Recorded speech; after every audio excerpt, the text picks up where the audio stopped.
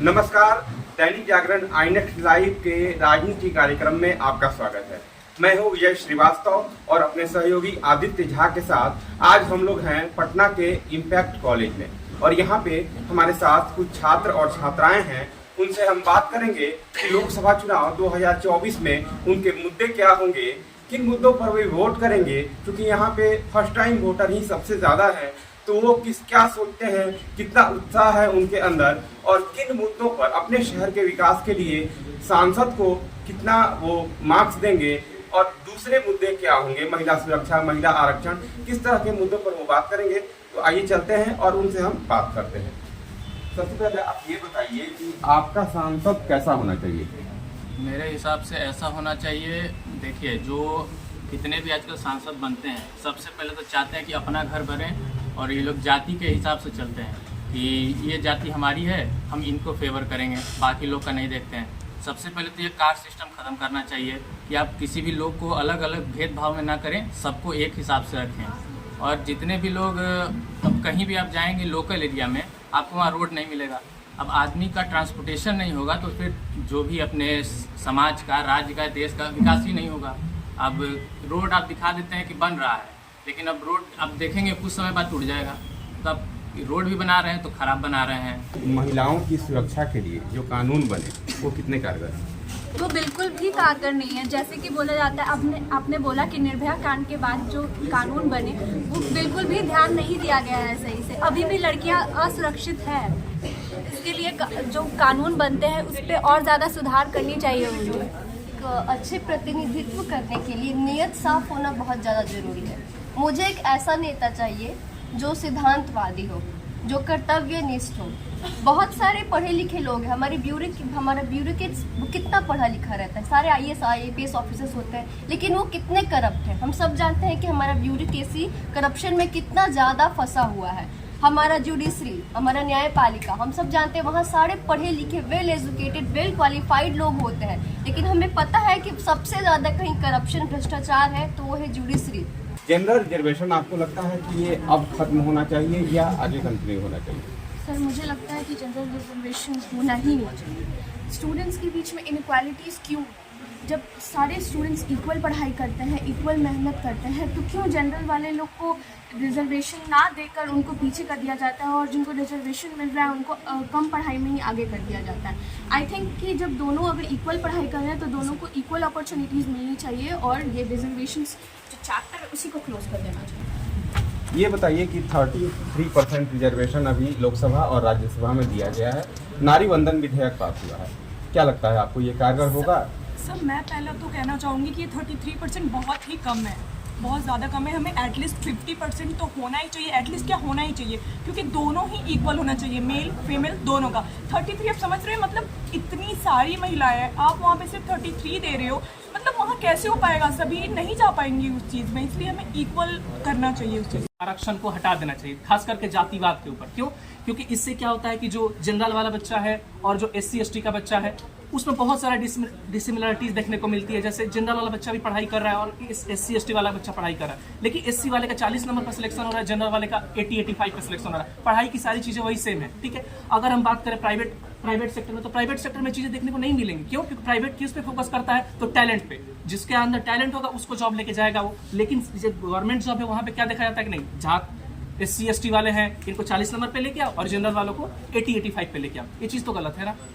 Women safety आज के ज़माने में बहुत ज़्यादा इंपॉर्टेंट रोल प्ले करता है, जो कि हमें फील नहीं होती है। सभी लोग आते हैं, वोट मांगते हैं, उनका सिर्फ 3 इनिशियल वोटिंग लाइन्स होता है कि हम आपको कपड़ा देंगे, मकान देंगे, सड़क देंगे, सब देंगे, बट वो वुमेन का जो सेफ्टी है वो कहीं ना कहीं लैक कर रहा है। वो नहीं दे पाते हमें श्योरिटी कि हम आपको सेफ इन्वायरमेंट दे सकते हैं। और ऊपर से एक और चीज़ है सेक्स एजुकेशन। आज के ज़माने में सेक्स एजुकेशन बहुत ही कम है। लड़कों में ये चीज़ नहीं, या फिर आज के यूथ में ये चीज़ खुले आम नहीं बात होती है, क्योंकि इसको एक शर्म के नज़र से देखा जाता है, या फिर इसको कह ले कि बहुत ही नीचे स्तर पे देखा जाता है। इसके बारे में लोग बात नहीं करना चाहते हैं, बट इसके बारे में बात होनी चाहिए। अगर आज के ज़माने में CBSE या NCERT ने रामायण महाभारत सबको इंक्लूड किया है, उसमें एक सब्जेक्ट और ऐड होना चाहिए, सेक्स एजुकेशन, जो कि बहुत ज़रूरी है आज के ज़माने में। पहले 18 साल लड़कियों की उम्र थी शादी की, जिसको बढ़ा के अब 21 साल कर दिया गया है। तो मेरे हिसाब से ये बहुत ही सही फैसला है, क्योंकि चुनाव या वोट करना और मैरिज ये बहुत दो अलग एस्पेक्ट्स हैं। शादी जहाँ की बहुत ही प्राइवेट चीज़ है, बहुत ही पर्सनल है, इसमें physical development, emotional, mental wellbeing बहुत ज़रूरी है। वहीं आप अगर वोटिंग की बात करो तो वो 18 साल है। 18 साल में हर एडल्ट अपना सेकेंडरी एजुकेशन कम से कम तो पूरा कर ही लेता है, तो उसको एक बेसिक नॉलेज हो जाता है अपने देश का, चुनाव का, किसको चुनना है नहीं चुनना है। इतना नॉलेज हमारे पास है कि हमें पता है कि हमारे लिए कौन सा रिप्रेजेंटेटिव सही है, कौन सा रिप्रेजेंटेटिव सही नहीं है। डिफेक्शन लॉ भी भारत में बना हुआ है 1985 में जो बना था, जिसमें अगर मान लीजिए कोई विधायक या एमपी पार्टी चेंज करता है तो उसकी सदस्यता रद्द हो जाती है, और सदस्यता रद्द होने के लिए भी उसका एक प्रोसीजर है।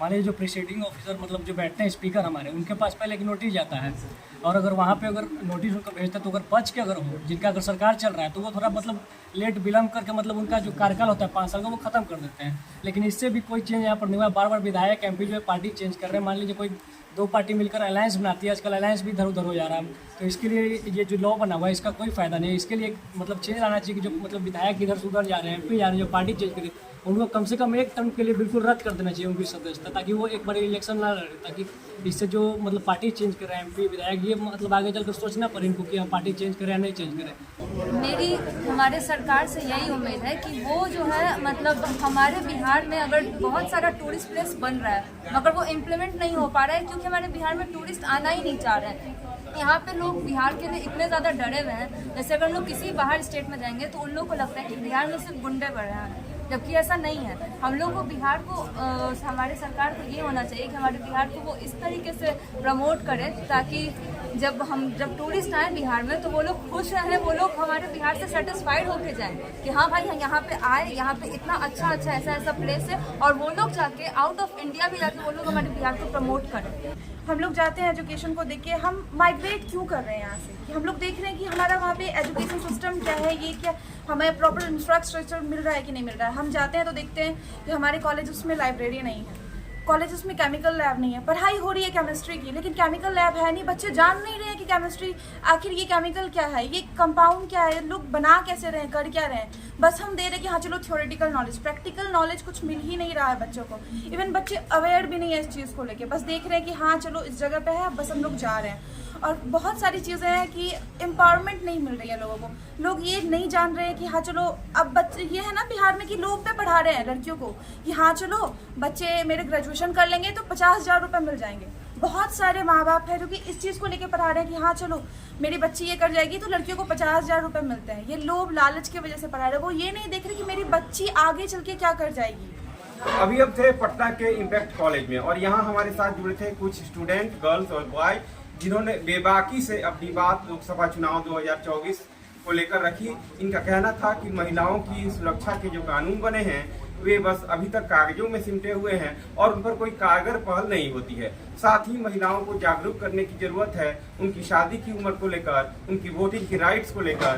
दूसरी बात यह है कि आरक्षण पर भी इन्होंने खुलकर बात की, और महिलाओं को जो आरक्षण दिया गया है 33%, जो लोकसभा और राज्यसभा में नारी वंदन विधेयक के रूप में, उसको भी इन्होंने डिफाइन किया। कुछ लोगों ने उसके बारे में ये भी कहा कि ये बस दिखावा है। तो हम इम्पैक्ट कॉलेज से आपसे विदा लेते हैं। मैं विजय श्रीवास्तव अपने सहयोगी आदित्य झा के साथ मिलेंगे फिर किसी नई जगह पर दैनिक जागरण आईनेक्ट लाइव के राजनीति कार्यक्रम में। धन्यवाद।